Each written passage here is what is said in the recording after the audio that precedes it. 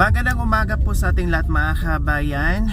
Ayan, nandito na po kami sa kabundukan. Paakyat na po tayo kay Tatay Romy. Kumusta po kaya sila? Tatay Romy, Kuya Bentot, and Kuya Marwin. So ito na po ang inaantay nyo at inaabangan nyo po mga kabayan. Binabaybay na po namin ang kabundukan ngayon para mabisita muli si Tatay Romy. O kaway-kaway naman dyan, pakitaas ng inyong dalawang paa mga kabayan. Excited na po ba kayo na makita muli ang Family Sibal po mga kabayan sa kabundukan? O paki-comment naman sa lahat ng excited na makita muli ang tatlong hari na si Baltasar, si Melchor at saka si Gaspar. So ayan po mga kabayan, maagang-maaga kami umalis para hindi namin masalubong yung sobrang init mga kabayan na kahit papaano. At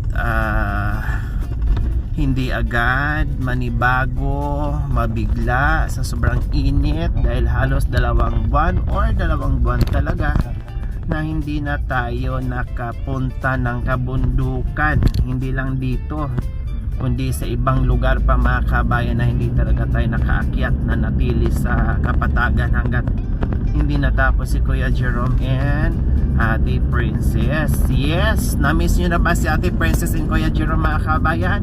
O paki-comment din ha, baka na-miss nyo. Baka may umiiyak dyan mga kabayan na hindi na makikita si Ate Princess and Kuya Jerome. Paki-comment din ha. Tingnan natin kung sino mas marami ang komento. Nami-miss nyo ba si Tatay Romy or nami-miss nyo ba si Jerome? Please comment. Jerome family, Santos family, or Sibal family? Santos ba sila ni Jerome? Mami D. Santos na. Si Mami D. Santos, kamag-anak pa lang yun. Ano yun? Si Mami D.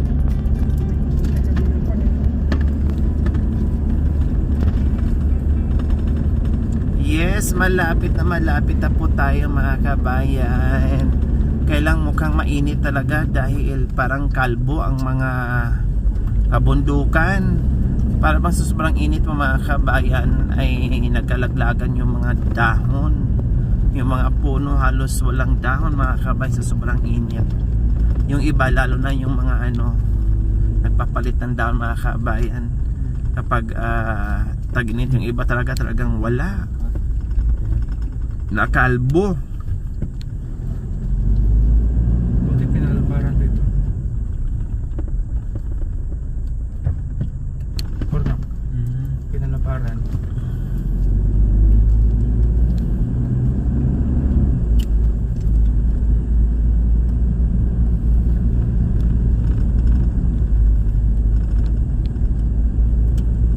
Ewan ko kung kakayanin pa ni Nanay Terry and Mami D ang maglakad sa kabundukan. Baka hindi na nila kaya mga kabayan.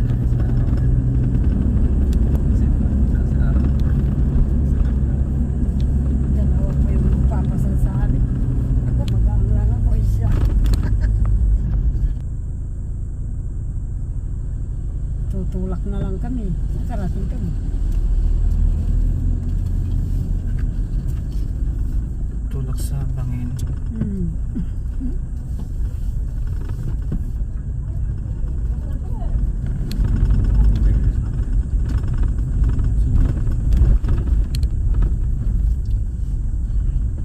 Yes, ito na po ang kanilang barangay po mga kabayan. Pakinatran. So ayan na po, nandito na tayo sa kanilang barangay mismo.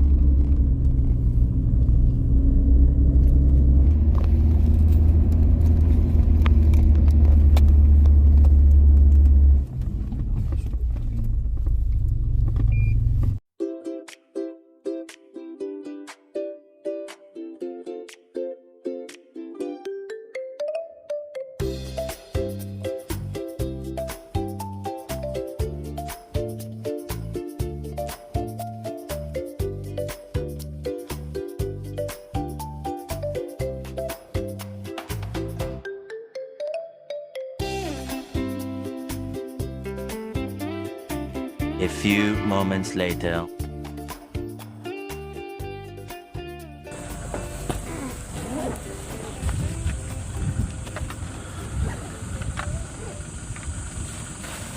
Isikan ko.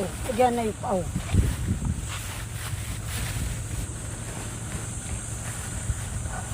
Si boss, nag-meeting naman yun. Kaya Mo, tubig. Ilagay mo, isabit mo.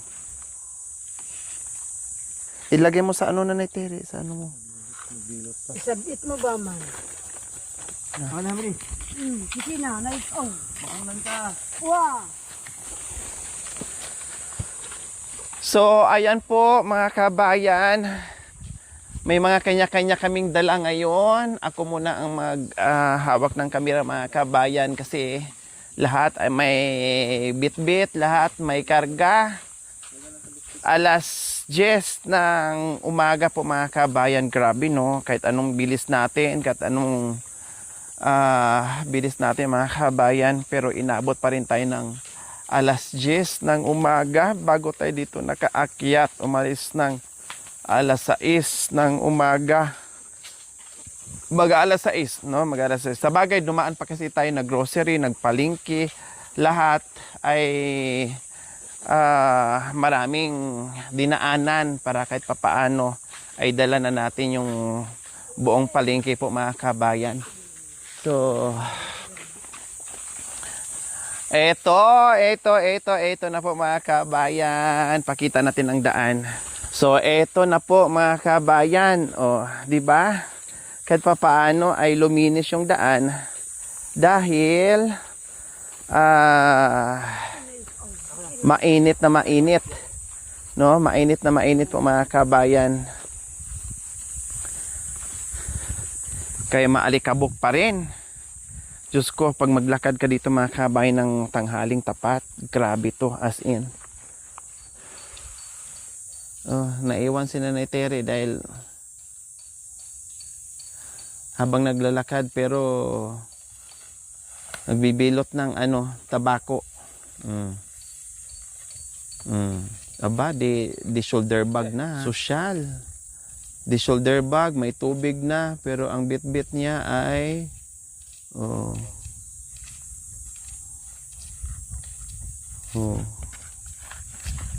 Ano yan, Nanay Tere?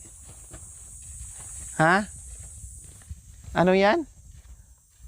Bakit hindi na nakita yung ano mo, yung mata mo? Mukhang seryoso ka ata ngayon.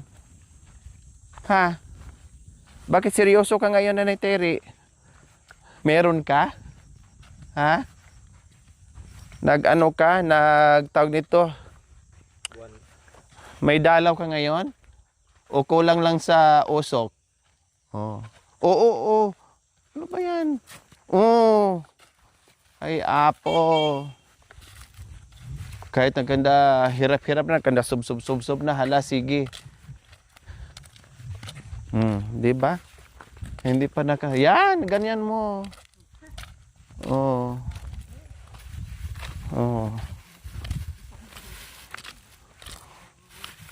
So ano po kasi mga kabayan, tagi 1 kilo yung sibuyas at saka bawang para matagal ubos. So ayan, ang bilis naman. Kaya bilis na muna na Tere kasi babalik tayo kaagad, hindi tayo magtatagal.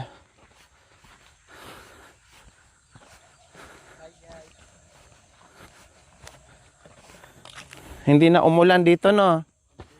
Grabe ng ano.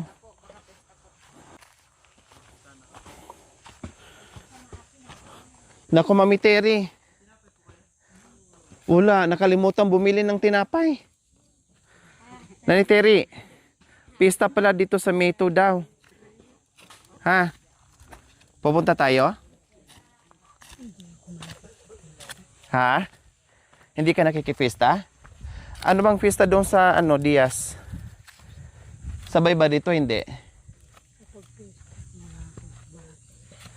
Wala ka dito pag pista?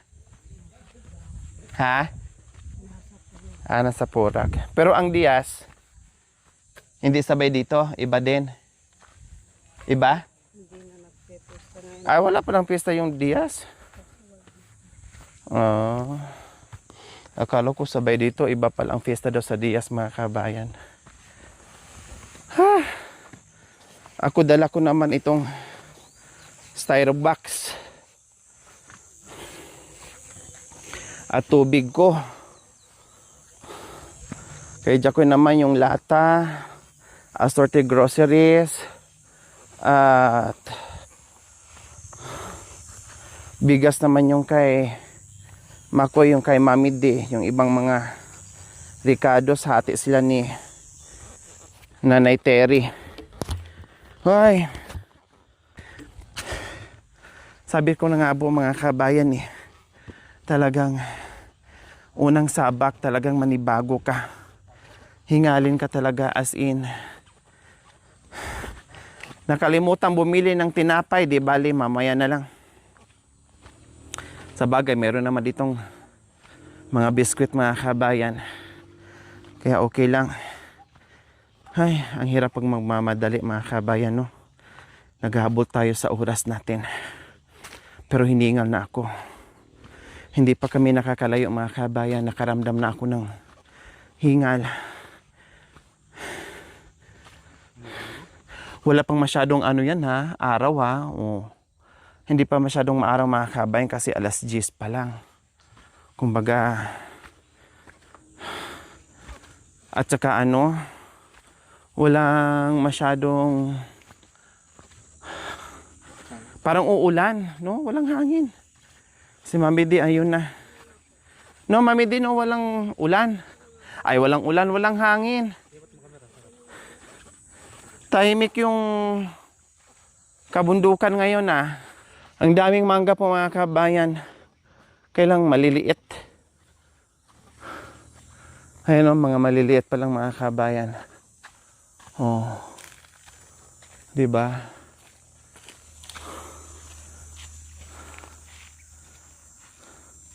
Hey Terry, yung ano pala, tawag nito, yung dito sa liig na disabit, di mo dinala? Yung panglamig? Ha? Ha? Bakit di mo dinala? Nabinigay ko nga sa iyo yung para dalhin pag aalis.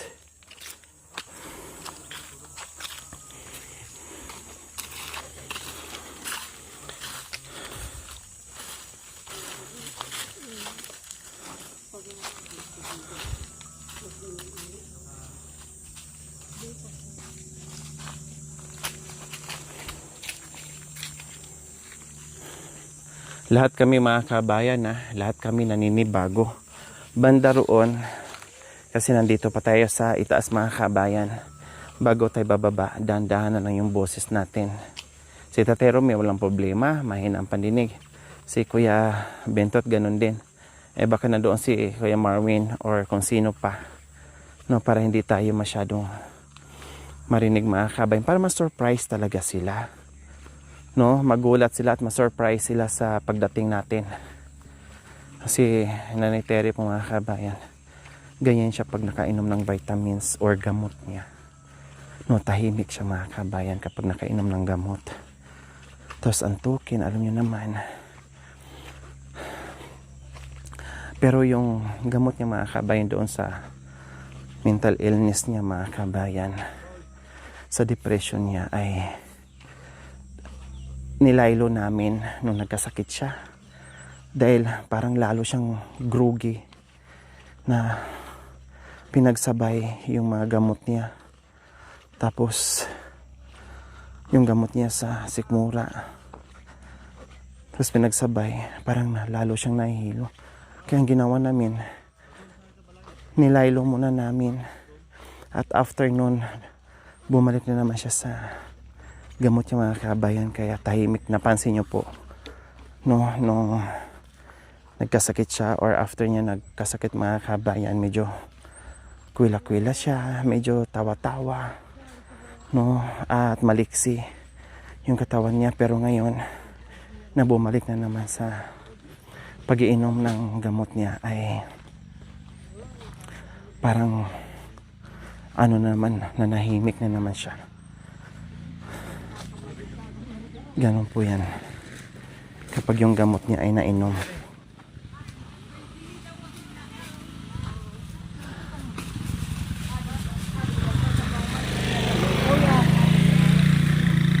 So ayan po mga kabayan, ang bahay ni Tatay Romy. Ayan, na-miss din namin yan sobra, diba? Kaya lang syempre wala tayong magagawa dahil sobrang busy. Parang may tao doon sa puno, nakahiga. Ayun, ay, oo nga, parang may tao nga.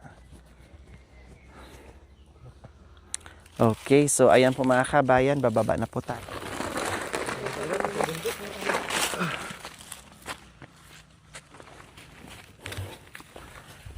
Yes, bababa na kami mga kabayan. Kumusta kaya si Tatay Romy, si Kuya Bentot, and Kuya Marwin? Siyempre, kasama namin si Nanay Tere, na-miss din niya yung mga anak niya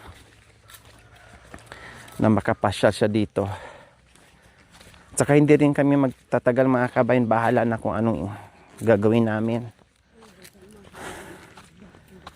Yan ang lagi niyong nakikita noon mga kabayan. Nasilayan niyo po muli. Kailang hindi ganun kaganda ang bundok ngayon dahil nadaanan tayo ng tag-ulan.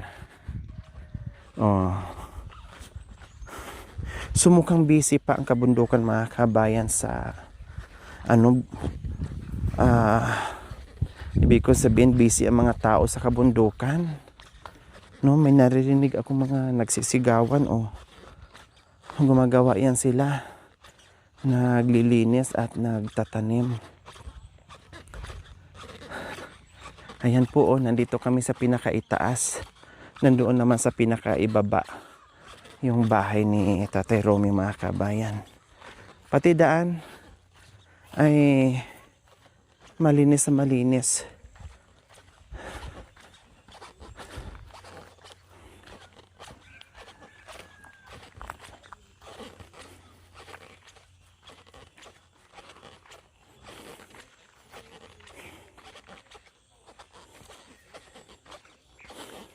Aba, hindi rin magpapahuli si Tatay Romy sa kanyang taniman.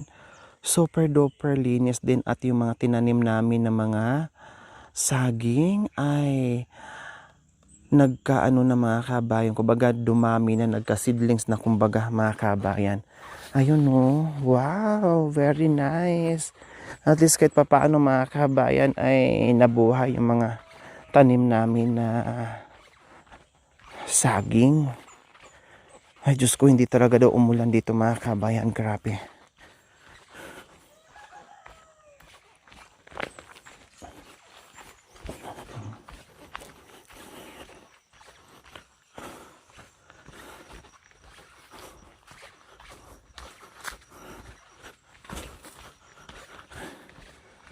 Sana isa sa kanila or sana kumpleto sila mga kabayan na madatnan namin.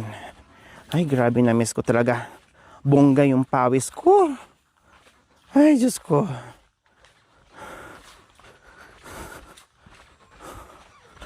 Imagine mga kabayan na ito ay hindi ganun ka layo.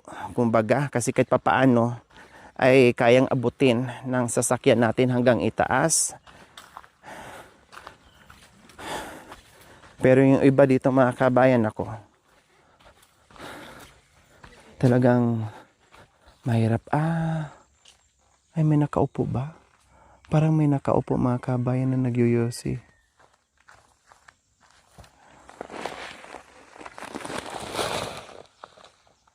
Parang may nakaupo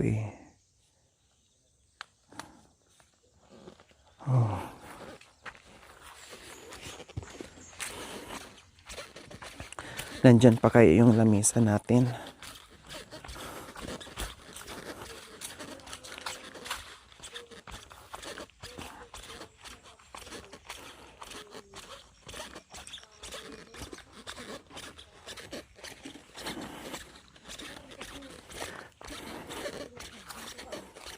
Pero pag hindi yan siya nakainom mga kabayan, Pag nakaumpisa ng daldal, sige.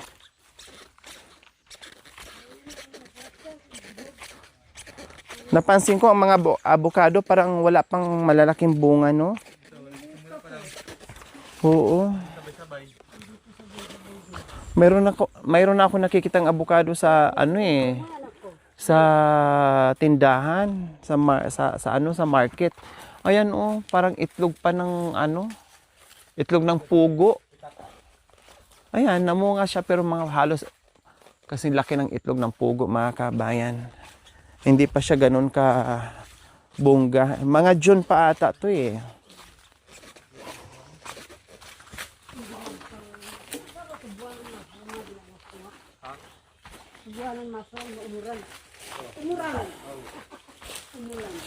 Ang problema ngayon kung meron pa kayang tubig kay Tatay Romy.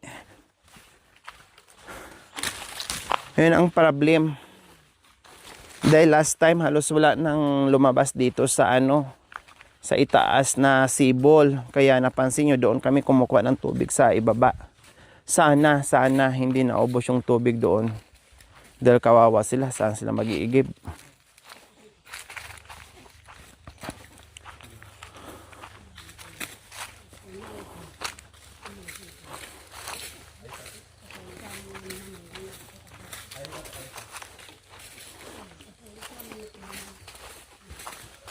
Ay, kabayo ka. Ayan. Diyos ko, si Makoy mga kabay, nadulas na. Wala na. Nabitawan yung bigas. Buti ng bigas ang dala. Buti bigas ang dala, mga kabayan. Kung babasagin, wala na. Nasa yung kamera? Aday.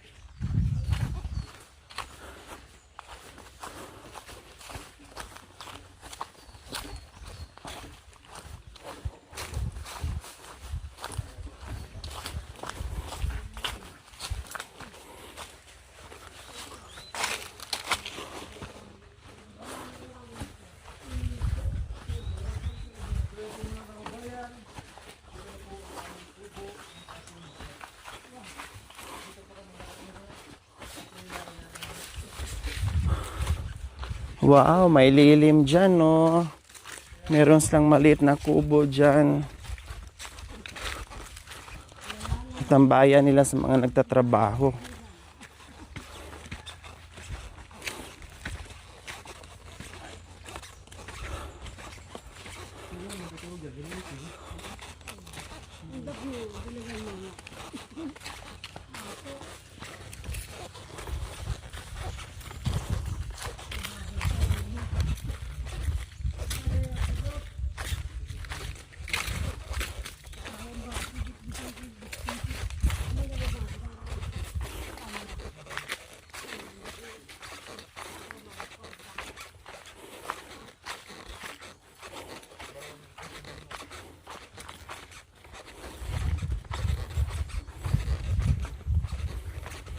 So, nandyan yung isang sebo ni Tatay Romy, dito, sa may Germelina.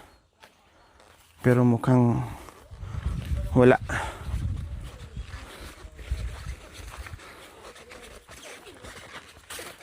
Yes, ilang hakbang na lang po, mga kabayan. Marating na natin yung kanilang paraiso. This is it. Nandito kami ulit. Magugulat sila sa pagdating ni Nanay Terry na wala ng buhok. Hindi na ngayon to si Terry, si Toryo na to.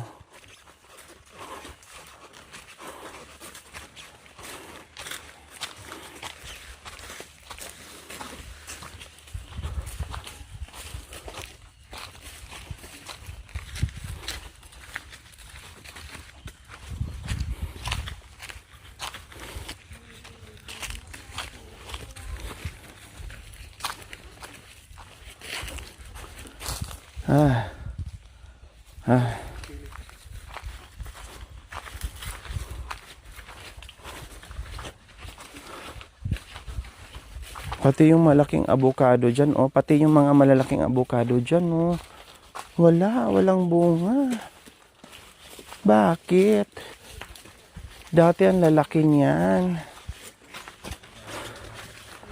Bakit ngayon wala? So ayan po mga kabayan, nakita ko si Kuya Bintot nandiyan. Pero mukhang galing sa trabaho. Hindi ko alam kung natatapos na yung uling niya or another mission na naman. So ayan po mga kabayan, nandito na tayo. Walang pukurap.